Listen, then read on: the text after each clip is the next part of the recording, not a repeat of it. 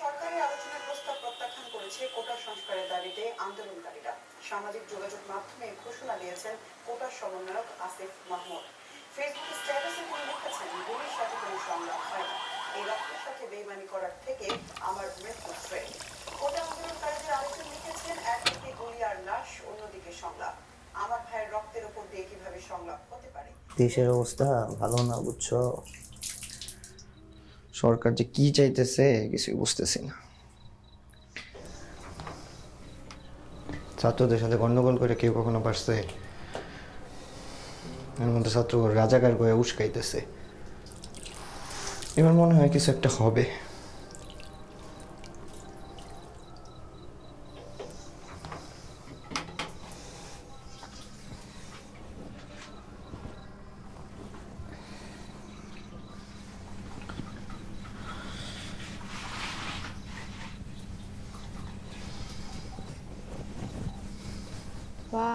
وأنذرهم يوم الآزفة إذ القلوب لدى الحناجر كظيمين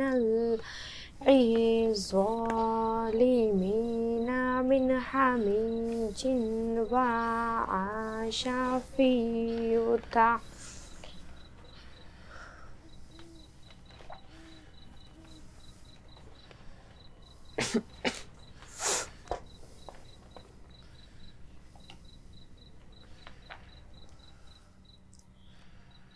আমার না খুব খারাপ লাগতেছে।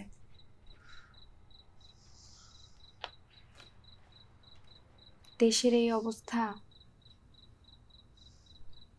আর আমি ঘরে বসে আছি।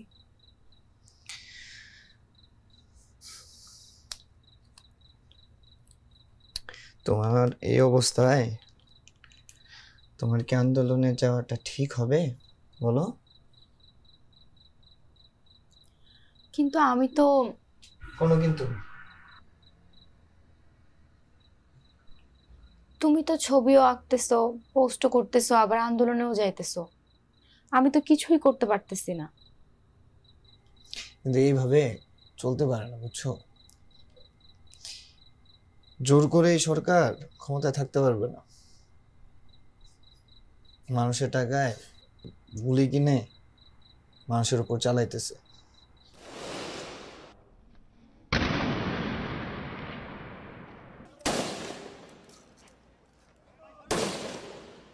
আজ ঢাকার বিভিন্ন স্থানে আন্দোলনকারীদের সাথে পুলিশের ধাওয়া পাল্টা ধাওয়ার খবর পাওয়া গিয়েছে।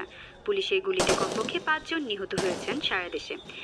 আন্দোলন থামিয়ে দিতে মোবাইল, ইন্টারনেট ও বিভিন্ন সোশ্যাল সাইট বন্ধ করে দিয়েছে সরকার।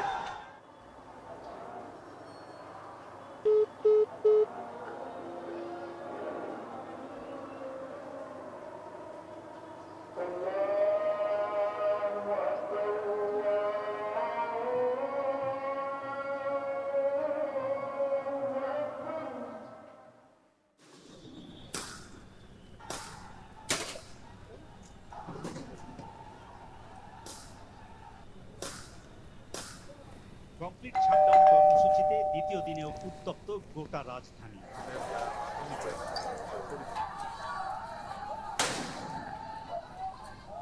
সকাল থেকে মোহাম্মদপুরে পুলিশের সাথে আন্দোলনকারীদের সংঘর্ষ হয়েছে।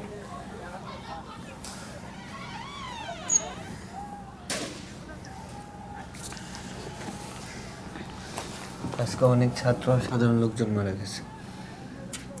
হাওয়া পাল্টা ধাওয়ার ঘটনায় বিক্ষুব্ধদের ছত্রভঙ্গ তুমি ঠিক আছো? বুলেট, টিয়ার সেল ও কেউ সাউন্ড ঠিক নেই গ্রেনেড রুনা। নিক্ষেপ করেছে পুলিশ।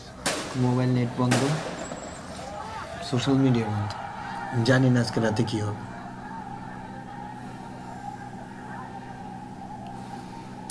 কেউ জানে না, কেউ বলতে পারবে না। হাওয়া পাল্টা ধাওয়ায় পুরো এলাকা রণক্ষেত্র।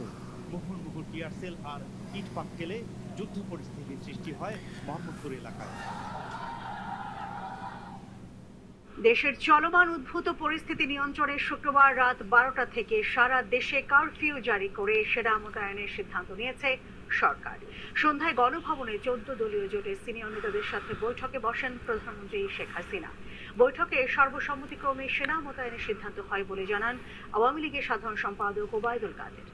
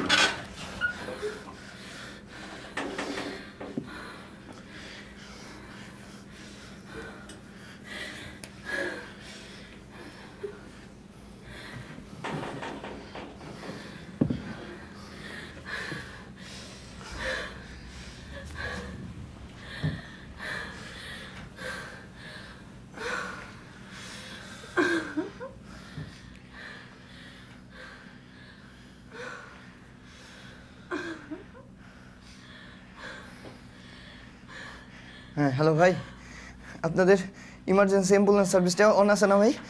আমি একটা ঠিকানা দিতেছি, তাড়াতাড়ি ওখানে চলে আসেন। ভাই বাইরে অনেক ঝামেলা, গাড়ি টাড়ি আটকায় রাখে, বের হওয়া যাবে না ভাই, কারফিউ ভাই। আরে ভাই বুঝেন, আমার ওয়াইফের ওয়াটার ব্রেক হয়েছে, ইমার্জেন্সি, একটু আসেন, এটা তো আপনাদের দায়িত্ব না?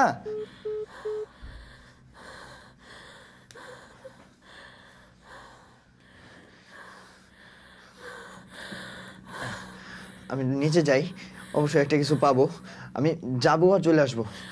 তুমি এখন কিছু পাবো না, যাওয়ার দরকার নেই, গেলে আরো ঝামেলায় পড়বা, যেতে হবে না।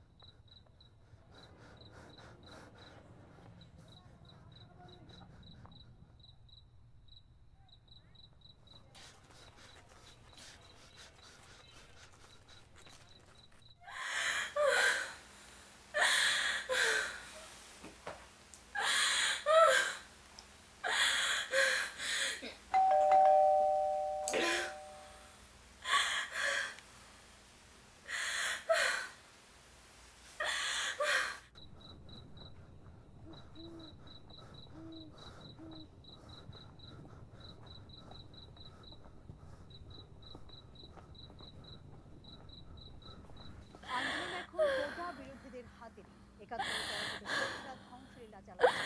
আওয়ামী লীগের সাধারণ সম্পাদক ওবায়দুল কাদের বলেছেন, তাদের পরাজিত করেই শুক্রবার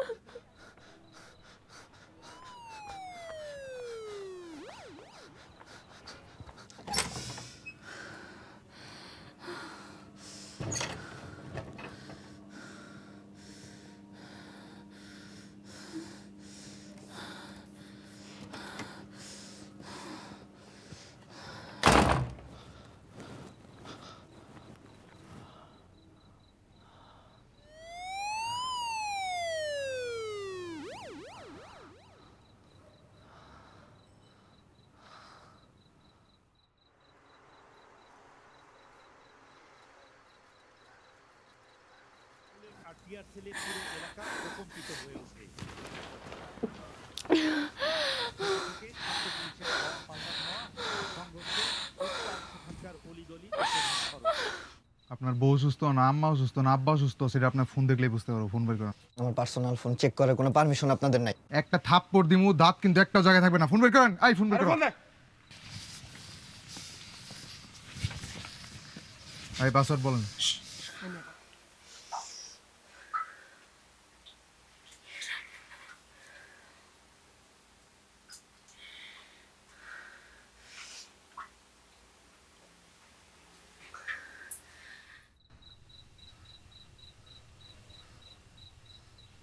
এগুলো কিসের ছবি?